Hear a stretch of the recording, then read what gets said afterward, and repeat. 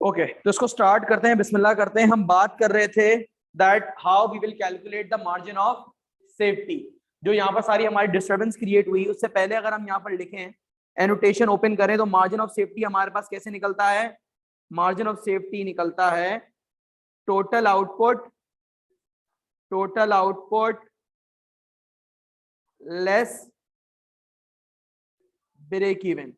ठीक है, तो इन्होंने मुझे ब्रेक इवन का आउटपुट तो दे दिया है, लेकिन इन्होंने मुझे टोटल कस्टमर्स का नंबर दिया नहीं है। मुझे ये बताया है इन्होंने कि मेरी टोटल सेल्स कितनी है, 2.5 मिलियन।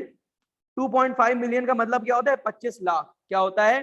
25 लाख। और मुझे पर कस्टमर की फी बता दी है जो कितनी है, 500। तो सिंपली इसको डिवाइड कर देंगे 500 से,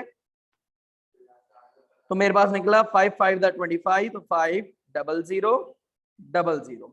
तो मेरे पास कितने यूनिट्स निकले? कितने निकले? 50,000। यानी 50,000 कस्टमर्स को मैं बेचूंगा, 3,000 में मेरा क्या हो जाएगा? Break even. तो मेरा मार्जिन ऑफ सेफ्टी कितना आया? 47,000 units. 47,000 units is my margin of safety. Let's confirm कि हमने जो कैलकुलेशन देखी है क्या वो ठीक है या नहीं।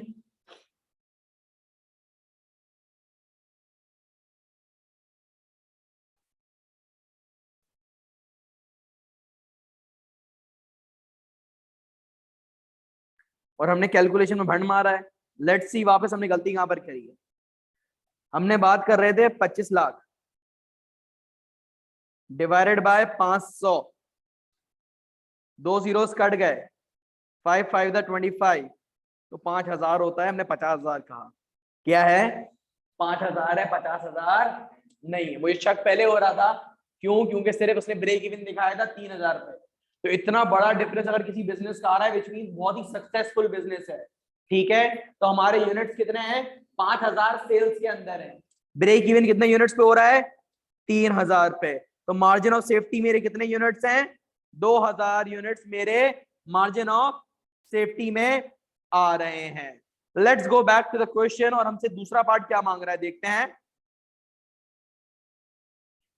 The second question is telling us explain one limitation to SA of using break even analysis. कि भाई इसकी लिमिटेशंस क्या है? लिस्ट डाउन करने बैठे हैं तो ब्रेक इवन की नंबर ऑफ लिमिटेशंस हैं।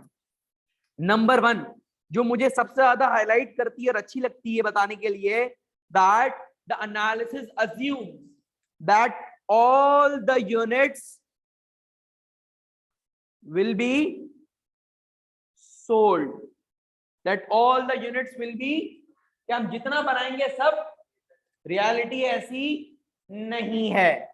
The other limitation which is, वो हमें क्या बताती है?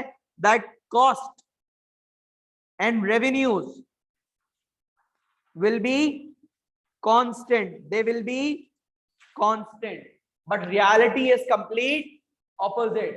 इकोनॉमी या रियलिटी के अंदर लाइन स्ट्रेट नहीं होती, कभी लाइंस ऊपर हैं तो कभी लाइंस नीचे हैं, वेरिएशंस आती रहती हैं। सही है, तो हमें क्या बताना है इसको, इस केस स्टडी के अंदर, that one limitation to SA of using break even analysis.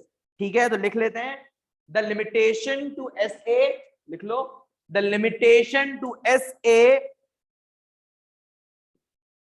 of using the break even analysis is, the limitation to SA of using the break even analysis is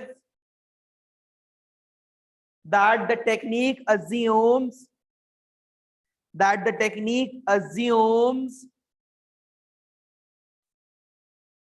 cost and revenues will remain constant, that the cost and revenues will remain constant,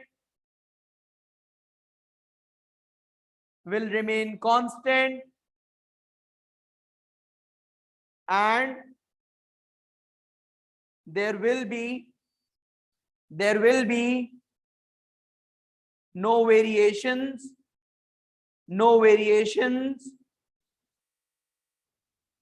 however it may not be the case, however it may not be the case as the business environment is dynamic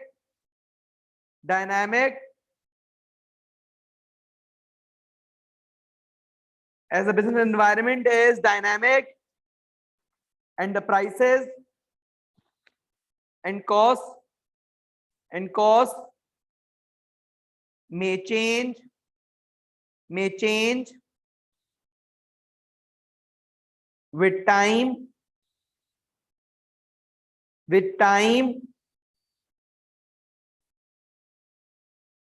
as SA may need to lower its prices to attract more customers,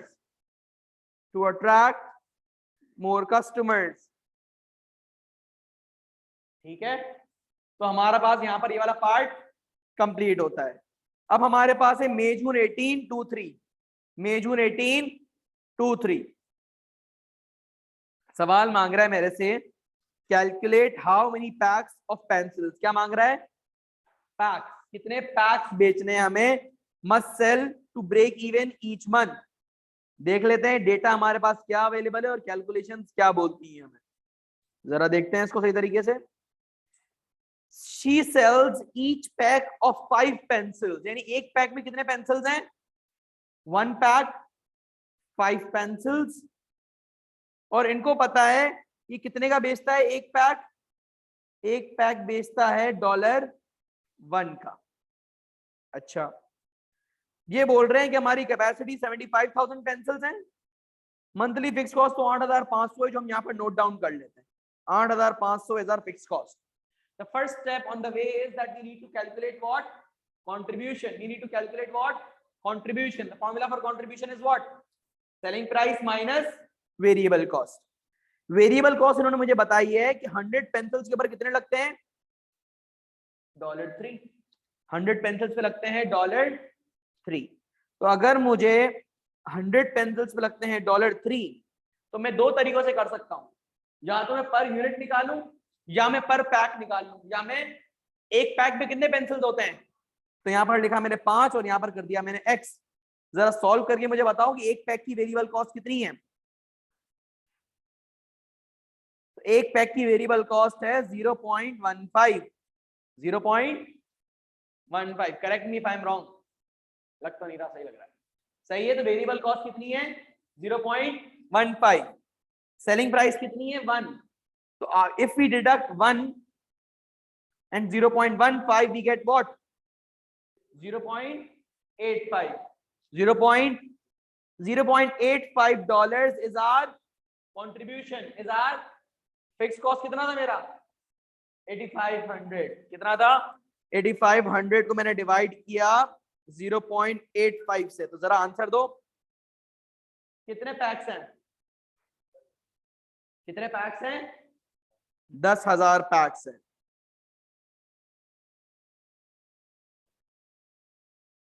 तो इसकी वजह से हो रहा है। तो हमारे पास कितने पैक्स हैं? 10,000 पैक्स हैं, और एक पैक में कितनी पेंसिल्स होती हैं? 5। तो पेंसिल के हिसाब से देखें तो हमें कितनी पेंसिल्स बनानी पड़ेंगी? 50,000। कितनी? 50,000 पेंसिल्स होंगी, तो 10,000 पैक्स होंगे। ठीक है, तो लेट्स कंफर्म कि हमने जो इतनी मेहनत करी आंसर सही आया है या नहीं आया। सेकंड केस है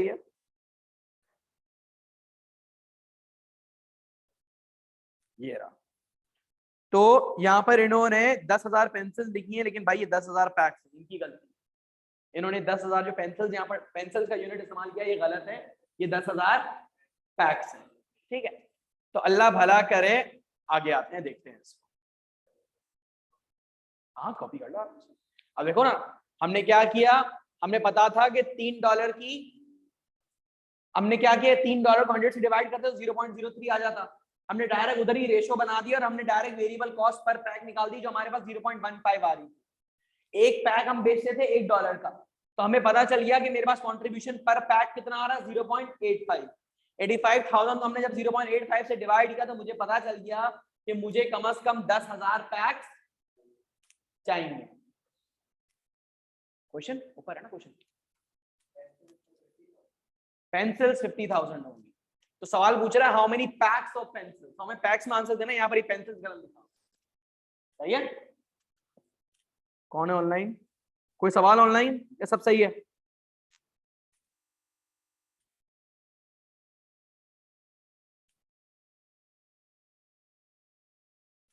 तो लेट्स सी इसके बाद वाली चीज क्या बताइए हमें इसमें। सवाल बोल रहा है explain how Jacqueline could use और answer to 2B1. So now with the help of the break even we are well aware कि मुझे कितने पैक्स बेचने हैं to break even. We know what is our margin of safety. तो break even का data जब हमारे पास available होता है तो हमें किन किन चीजों में हेल्प करता है भाई? हमें प्राइस सेट करने में हेल्प करता है, हमें प्लानिंग में हेल्प करता है, हमें इन्वेंट्री मैनेजमेंट में हेल्प करता है। तो आप इसका आंसर किसी भी तरीके से किसी फेवर में लेके जा सकते हो। आप प्राइस सेटिंग में लिख सकते हो, आप इन्वेंट्री मैनेजमेंट में लिख सकते हो, आप प्लानिंग में लिख सकते हो, आप ऑर्डर्स की प्लेसमेंट में लिख सकते हो। ठीक है, तो यहां पर देख लेते हैं इन्होंने क्या इस्तेमाल किया है। इन्होंने बोला है to plan for inventory, to increase production, to meet break even, to manage capacity, to calculate margin of safety and to understand the level of risk. तो कोई भी एक कंपोनेंट हम यहाँ पर इस्तेमाल कर सकते हैं। ठीक है,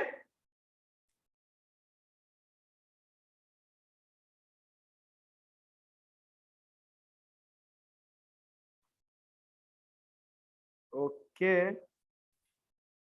so let's move forward.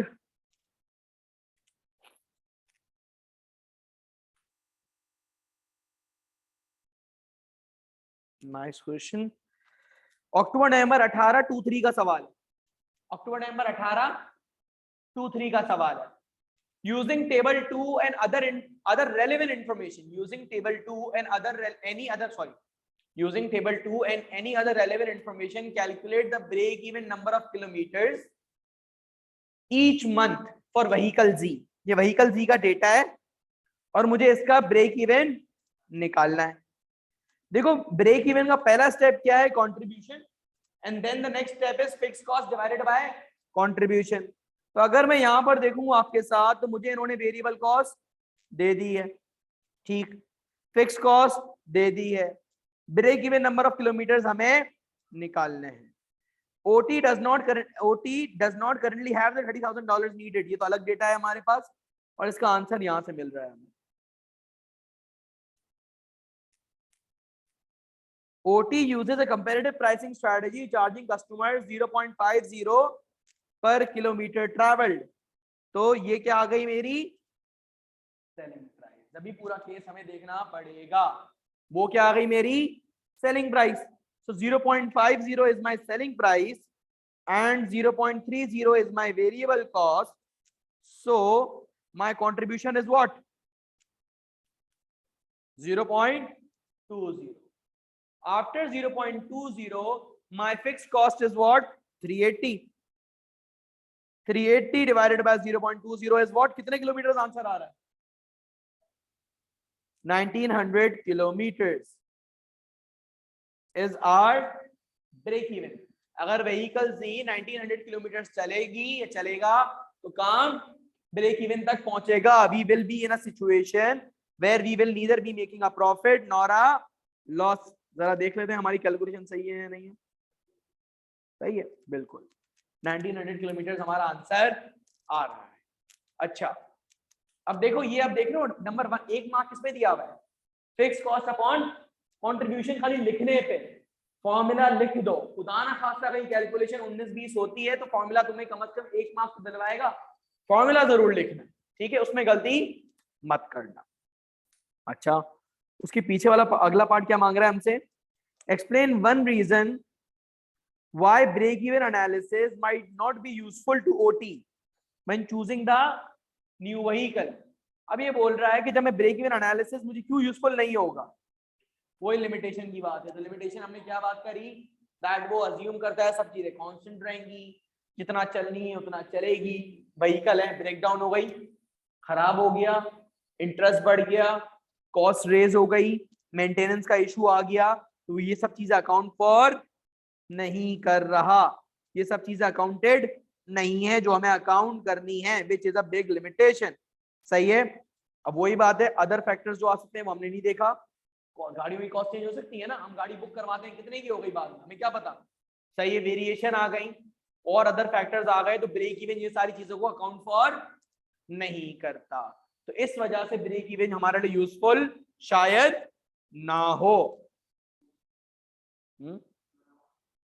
क्या मतलब ना यूजफुल इसके लिए ना हो ना, क्योंकि ब्रेक इवन बाकी चीजों को अकाउंट फॉर ही नहीं कर रहा। समझ रहे हो ना, क्योंकि फॉर एग्जाम्पल ब्रेक इवन तो सिर्फ लिमिटेड चीजें देख रहा है ना, कॉस्ट ये है, रेवेन्यू ही है। ब्रेक इवन ये थोड़ी देख रहा है गाड़ी की लग्जरी क्या है, गाड़ी का कंफर्ट क्या है, लोग आगे ट्रैवल करेंगे या नहीं करेंगे, हमारी गाड़ी बुक होगी नहीं या नहीं होगी, हमारे यहाँ बूट स्पेस कितना है, या फॉर एग्जाम्पल हमने अभी करंट कॉस्ट और रेवेन्यूज के ऊपर सारी कैलकुलेशन कर दी।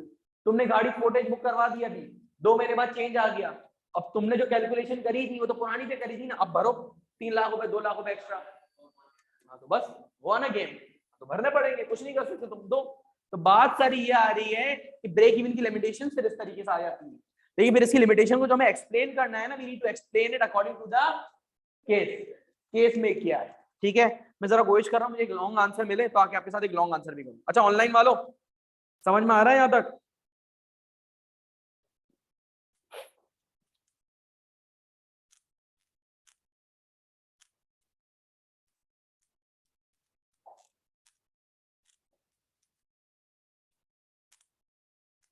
बड़ा मासूमाना सवाल दिया है इसने, कैलकुलेशन नहीं मांगी इसने। The line only states for 2 marks define the term break even. Simple सी बात है, लिखो इसका आंसर और ईयर नोट डाउन कर लो अपने पास। The year is May June 1921, May June 1921। define the term break even। break even is the situation, break even is the situation, is the situation when the business break even is the situation when the business is neither making a profit, when the business is neither making a profit nor a loss, it is when total revenues, it is when total revenues equals total cost, it is where total revenues equals total cost। सही है, तो यहां पर आपकी 2 mark की definition complete हो जाती है। ठीक है,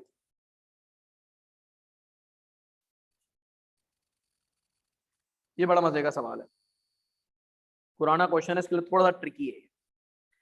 calculate the number of books that Jen needs to sell to break even. पहले तो खामोशी से बोलता है कि ये बताओ कि जेन को कितनी बुक्स बेचनी पड़ेगी ताकि वो ब्रेक इवन कर जाए। सबसे पहले हम फॉर्मूला लिख देंगे, selling price minus variable cost. हम लाइन बाय लाइन सारी चीजें दिखाएंगे ताकि हमारे सर पे कुछ ना आए।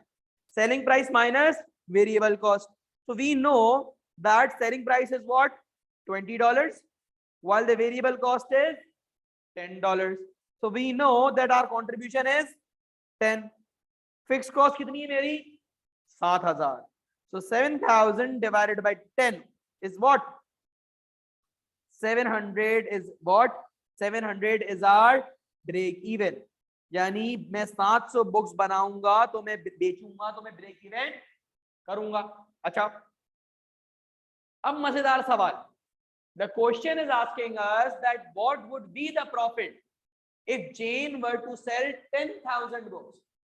If Jane were to sell 10,000 books. दो तरीके हैं, एक ट्रेडिशनल मेथड है और एक मॉडर्न मेथड है, दोनों करके दिखाऊंगा।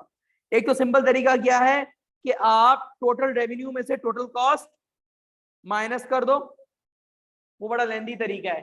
यानी पहले आप टोटल रेवेन्यू कैसे निकलेगा आपका, price into quantity, which is what, price is 10, sorry, price is 20, price is 20 while the quantity is 10,000, while the total cost is what, fixed cost तो हमारी अपनी 7,000 खड़ी हुई है, while the variable cost was what, 10 into 10,000, 10 into 10,000 is what, 100,000, ठीक है। तो उसकी पूरी कैलकुलेशन करो तो आपका प्रॉफिट ऐसे आ जाएगा। तो जरा 20 into 10,000 हमने करा तो 10,000 into 2 होता है 20,000, यानी 2 लाख, सही है। तो 2 लाख माइनस 1,07,000, सॉरी 10,000 डाल दिया, 1,07,000 इज इक्वल्स टू $93,000 का प्रॉफिट। अगर मैंने करा इसको ट्रेडिशनल मेथड से, किससे करा, ट्रेडिशनल मेथड से। अब आते हैं कि हम मॉडर्न मेथड से करते हैं और लगे भी भाई कोई पढ़ा लिखा बच्चा है, इसको कुछ आता है, तो हम देखेंगे कंट्रीब्यूशन डायरेक्ट। क्या देखेंगे, contribution. We already know that our contribution is what, 10। We already know कि मैं अगर कितने बुक्स बना लूंगा तो ब्रेक इवन कर जाऊंगा 700, और मैं कितनी बुक्स बना रहा हूं 10,000। तो 10,000 में से अगर मैं 700 माइनस कर दूं तो मेरा मार्जिन ऑफ सेफ्टी कितना है, सिंपल 9300 को अगर मैं 10 से मल्टीप्लाई करता हूं तो 93,000 मेरा प्रॉफिट। ये ऐसे कर लो, ये गो द लॉन्ग वे, और पूरा total revenue minus total cost करके आंसर निकाल लो। हाँ सही है। तो ये सिंपल तरीका है जो हम पढ़ते हुए आ रहे हैं, या फिर बिल्कुल ट्रेडिशनल मेथड में जाना है तो वहां से भी जा सकते हो। Explain the usefulness to Jen of your answer. Total contribution minus, जिसमें हमें प्रॉफिट पता हो, टोटल कंट्रीब्यूशन माइनस, वही तो होगा, वही तो क्या है, उससे भी होगा ना। बिल्कुल आप सही कह रहे हो कि मेरा कंट्रीब्यूशन 10 है, सही है, और हमारा है ना टोटल कंट्रीब्यूशन की बात कर रहे हैं। जरा करके देखते हैं तुम्हारा मेथड सही आंसर आता है नहीं आता। अगर 10 है और मैं 10,000 बुक्स बना रहा हूं तो टोटल कंट्रीब्यूशन क्या हो गया मेरा, और आप बोल रहे हो फिक्स कॉस्ट, तो फिक्स कॉस्ट हमारी कितनी है 7,000, बिल्कुल उससे भी आंसर आ रहा है 93,000, बिल्कुल ऐसे भी आएगा। अब ये आपके ऊपर है कि आपका जहन कितने यूनिक वे सोचता है, ठीक है, बट करेक्ट होने चाहिए, no matter what the method is. वही अब पूछ रहा है यूजफुलनेस बताओ जेन को, ये B1 की और B2 की। भाई प्राइस सेटिंग में हेल्प करेंगी, प्लानिंग में हेल्प करेगी, प्रोडक्शन के अंदर हेल्प करेगी, इन्वेंट्री मैनेजमेंट के अंदर हेल्प करेगी, तो ये सारे मामलात आपको हेल्प करेंगे। देख लेते हैं अगर हम सही सोच रहे हैं गलत सोच रहे हैं। Jane was the first case, the second case, I think it was the first case। बिल्कुल 700 हमारा ये रहा और दूसरा 93,000 हमारा बिल्कुल सही है, ठीक है। तो ठीक है, तो पता चल जाएगा उससे ये, ठीक है। तो वापस जरा जाते हैं सर्च के ऊपर, निकालते हैं कुछ और अच्छी चीजें।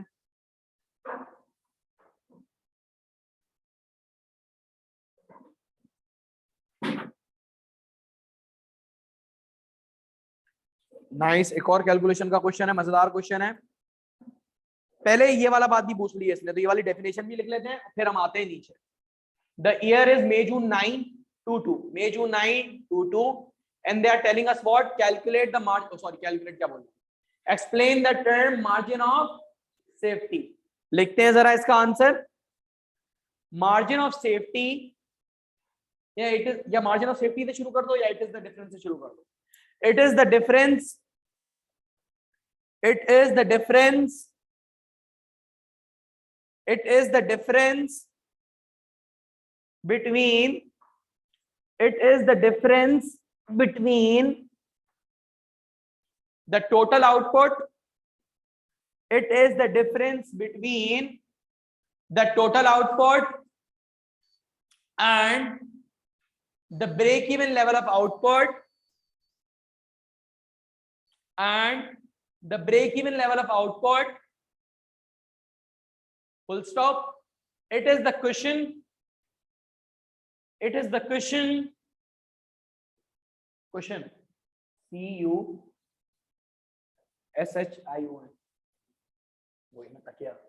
It is the cushion which saves the business, from going into a loss. From going into the loss. ऊपर हम देख रहे हो द बैंड होल्स 200 लोग आएंगे और उन्होंने टारगेट रखा है 150 का. सो अब इसमें एक लाइन डाल दो. So according to the band's target, the margin of safety is 50 people. So according to the band's target, the margin of safety is 50 people.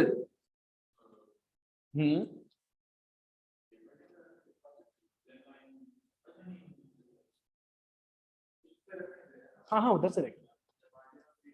नहीं ये 10 लाइन नहीं लिखेंगे. ये 10 लाइन ऊपर ऊपर is 50 people, क्योंकि 200 ये लोग बोल रहे हैं अटेंड करेंगे और 150 पे ब्रेक इवन. हाँ अब बोल रहा है कैलकुलेट द प्राइस. ये बोल रहे हैं प्राइस बताओ कि इनको क्या चार्ज करनी चाहिए ताकि इनका ब्रेक इवन हो जाए 150 के ऊपर. किस पे हो जाए? हम लाइन वाइज वही फॉर्मूलाज चलाएंगे. पहला स्टेप क्या है? कंट्रीब्यूशन. कंट्रीब्यूशन की अगर मैं बात करूं तो मुझे ये बात पता है मेरे भाई कि सेलिंग प्राइस क्या होगी, मुझे पता नहीं है. अब देखते हैं वेरिएबल कॉस्ट कितनी है. इधर से देखते हैं ऊपर डेटा दिया. The band are planning to hire the college hall for their public concert. The college has agreed and will charge 750 to be paid in advance. There will be additional cost of 250 for the new equipment. ये दोनों चीजें क्या है? Fixed है. ये तो देनी है. These costs are to be paid after the concert. Bob estimates that there will be further additional cost of $1 per ticket sold. यानी एक टिकट के ऊपर कितनी कॉस्ट आएगी? $1 की. कितनी आएगी? $1. तो $1 क्या है? मेरी variable cost. X minus 1 is my contribution. X minus 1 is what? Contribution. And now my fixed cost is what? 1000. तो 1000 divided by X minus 1 equals to 150 people. Equals to, अब थोड़ी मैथ्स इस्तेमाल करो और सॉल्व करो उसको. ये पूरा ब्रैकेट उठ के वहां जाएगा आपका. सही है. तो 1000 equals 150x minus 150. वो उधर चले जाएगा तो हो जाएगा 1150 divide by 150 equals to x. Solve. तो $7.67 हमें चार्ज करनी पड़ेगी, तब जाके मेरा ब्रेक इवन कितने कस्टमर्स पे होगा? 150 कस्टमर्स पे होगा. Answer 150 times x is 1. पूरा ब्रैकेट मल्टीप्लाई है ना. सही. ऑनलाइन वालों क्लियर है?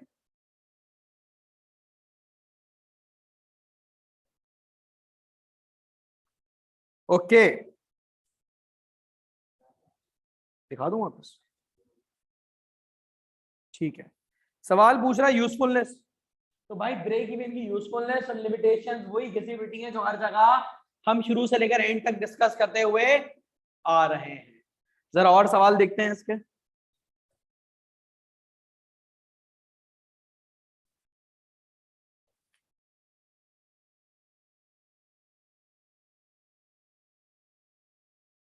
वही देखो क्या बोल रहा है.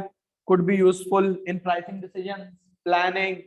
लेकिन यहाँ पर प्रोडक्शन की बात नहीं करना क्योंकि कॉन्सेप्ट था. क्या था? ये ध्यान रखना, ये गलतियां मत करना.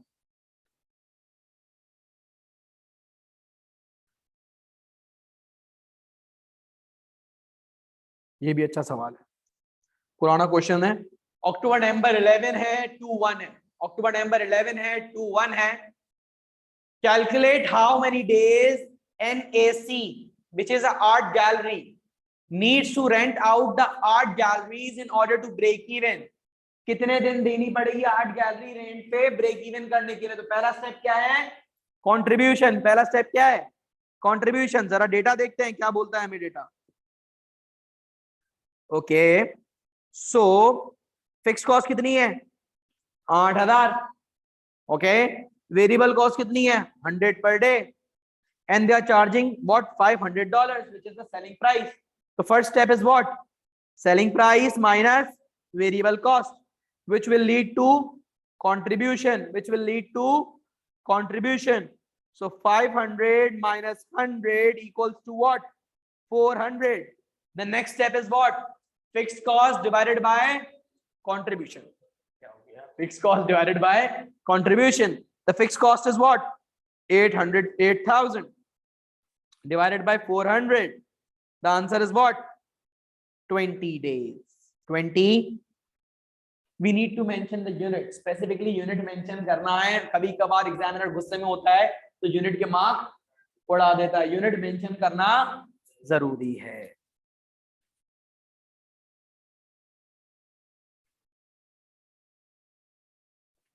वही लिमिटेशन वापस पूछ ली. तो लिमिटेशन में शुरू से बताते हुए अभी तक आ रहा हूं कि ब्रेक इवन अज्यूम करता है जितना बनाया है सब बिक जाएगा. रियलिटी ऐसी नहीं है. ब्रेक इवन बोलता है कि कॉस्ट एंड रेवेन्यूज कांस्टेंट रहेंगे. Reality is completely opposite. ठीक है. दूसरा ब्रेक इवन है ना, does not account for the external changes in the economic environment.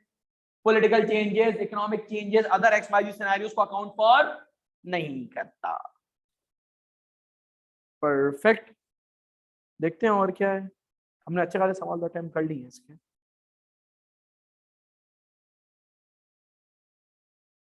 बिल्कुल 20 डेज हमारा answer.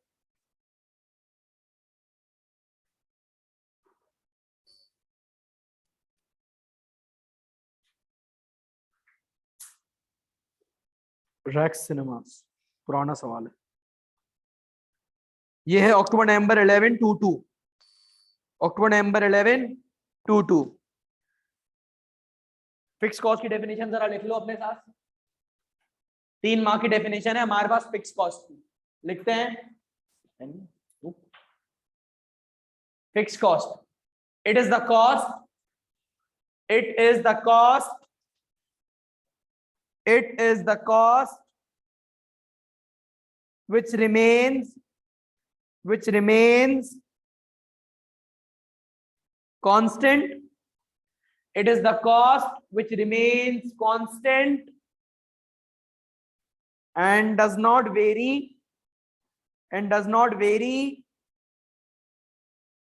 with the level of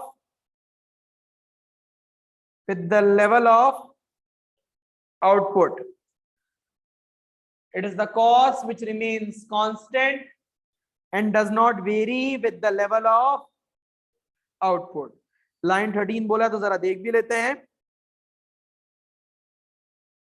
As the data shows, the fixed cost per show is $300. The fixed cost per show is $300.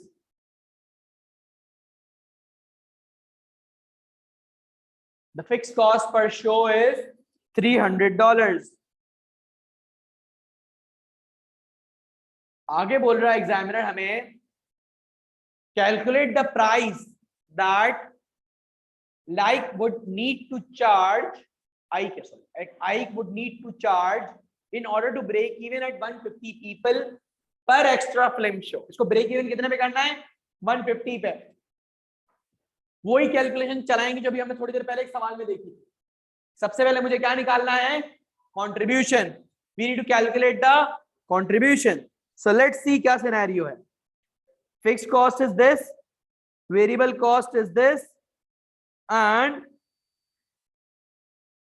175 people वो hold कर सकता है आपका जो hall है. मुझे सेलिंग प्राइस पता नहीं है, मुझे वेरिएबल कॉस्ट पता है वो इतनी है, तो कंट्रीब्यूशन मेरा ये आ गया. कंट्रीब्यूशन मेरा, the next step is fixed cost divided by contribution. so 300 divided by x minus 0.5 equals 150. तो वही पूरी कैलकुलेशन हम चलाएंगे. इस तरीके से हम चलाते हैं. जरा मल्टीप्लाई करेंगे 150 को x के साथ. So 300 equals 150x minus 75. तो ये हो जाएगा 375 divided by 150 equals x. क्या आंसर आ रहा है? $2.5 इतनी की टिकट हम चार्ज करेंगे तो हमारा 150 कस्टमर्स तक ब्रेक इवन हो जाएगा। अब सवाल बोल रहा है एक नई चेंज, एक नया वेरिएशन। इफ प्रेक्स चार्ज $2, ये क्या बोला, अगर ये $2 चार्ज करेगा then the break even would increase to 200 people. Comment briefly on the usefulness to I of the break even analysis. तो ये ब्रेक इवन एनालिसिस की यूजफुलनेस क्या है कि हमें बता रहा है कि हमारी प्लानिंग में हेल्प कर रहा है, हमें बता रहा है कि हमारे कैश इनफ्लोज क्या होंगे, हमें प्राइस सेटिंग क्या करनी है। लेकिन जब हम इसकी यूजफुलनेस बता रहे हैं तो साथ साथ एक ड्रॉबैक हल्का सा आएगा, और जहां पर लिमिटेशंस बता रहे हो वहां पर हल्की सी यूजफुलनेस साथ साथ आएगी। आप बिल्कुल इसको छोड़ नहीं सकते। 2.5 ये रहा ना, हेल्थ एंड डिसीजन, ठीक है बिल्कुल। लेकिन बात यह है कि 200 लोगों में ब्रेक इवन होगा और हमारे सिनेमा की कैपेसिटी कितनी थी 175, तो कर सकते ही नहीं, हम उल्टा लॉस में ही जाएंगे। ठीक है,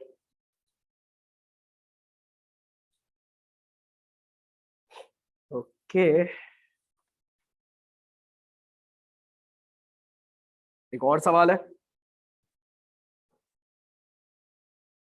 प्रॉफिट और वेरिएबल कॉस्ट।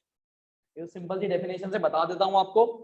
प्रॉफिट के अंदर आप एक फॉर्मूला लिख दोगे, profit it is the return generated by the business, it is the return generated by the business from the sale of goods and services. The formula to calculate profit is total revenue minus total cost. It is a return generated by the business from the sales of goods and services, while the formula to calculate revenue is total revenue minus total। अब variable cost की बात कर लेते हैं। It is the cost which varies with the level of output. It does not remain constant. As the output increases, the variable cost rise. As the data states that the variable cost per student will be $1। इस तरीके से हमारी ये दोनों definition आ जाए। अब बोल रहा है इफ हो चार्ज $6 पर स्टूडेंट, यानी सेलिंग प्राइस कितनी हो गई $6। Calculate how many tickets DT would need to sell to break even. अच्छा, मुझे ये पता है कि 6 मेरी सेलिंग प्राइस है, अच्छा वेरिएबल कॉस्ट मेरा 1 है, तो कंट्रीब्यूशन कितना हो गया, फिक्स कॉस्ट कितनी थी 500 डिवाइड बाय 5, तो मेरे कस्टमर्स कितने हो गए ब्रेक इवन के लिए 100। तो ये क्या है, मुझे कितनी बेचनी पड़ेंगी टिकट्स 100 टिकट्स, और मेरे 500 कस्टमर्स हैं, तो मेरा मार्जिन ऑफ सेफ्टी कितना है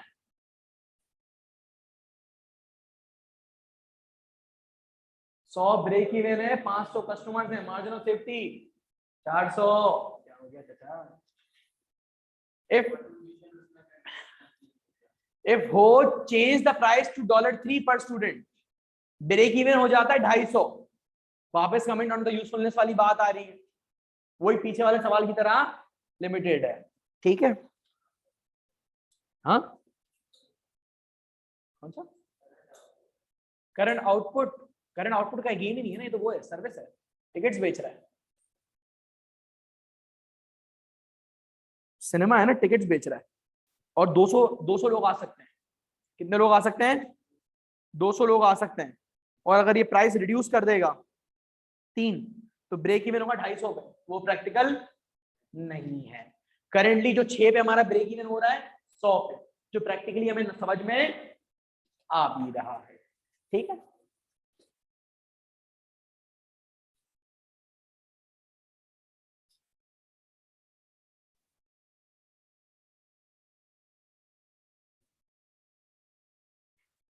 आखिरी सवाल है हमारा, ट्रेंडी पेंट्स, ईयर है हमारे पास मई जून 13 22, मई जून 13 22।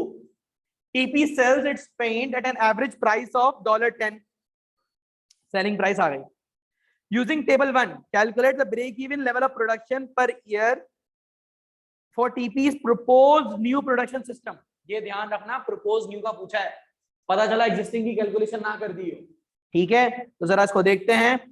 तो सेलिंग प्राइस मेरी 10 है, तो मेरी वेरिएबल कॉस्ट कितनी है 3, कंट्रीब्यूशन क्या आ गया $7, फिक्स कॉस्ट कितनी है 300 300 डिवाइड बाय 60 7, तो आंसर क्या आएगा देखो,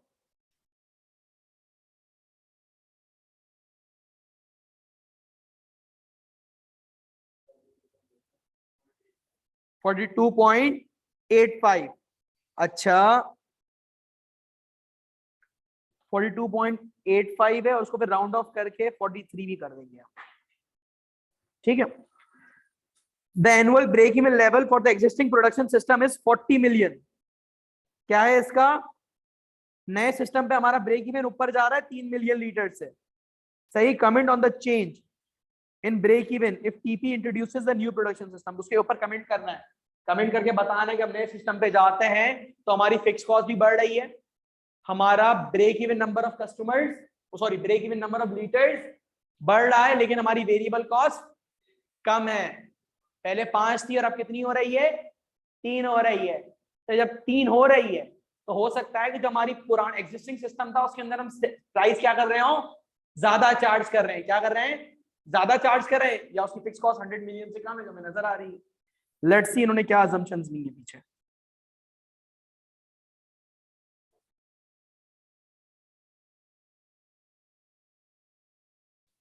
ये रहा 42.8 या 43 पे भी इन्होंने एक्सेप्ट किया है, राउंडिंग में एक्सेप्ट किया है, लेकिन पहले आई वुड रिकमेंड पहले डेसिमल में ही आंसर देखो और फिर उसको बाद में राउंड करना, डायरेक्ट राउंड ऑफ नहीं करना। कहीं उसने 19-20 किया तो मामला खराब हो सकते हैं, पहले डेसिमल में देखो फिर राउंड ऑफ करना उसको।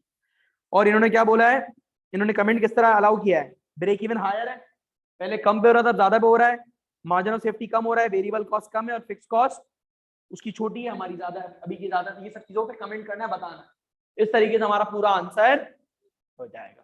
तो आज की क्लास में हमने थोड़ी बहुत कैलकुलेशन देखी और उससे रिलेटेड सवाल देखे ब्रेक इवन के, ठीक है। तो आज की क्लास की रिकॉर्डिंग को यहाँ पर होल्ड करते हैं, ये रिकॉर्डिंग भी आपको उधर मिल जाएगी, ठीक है।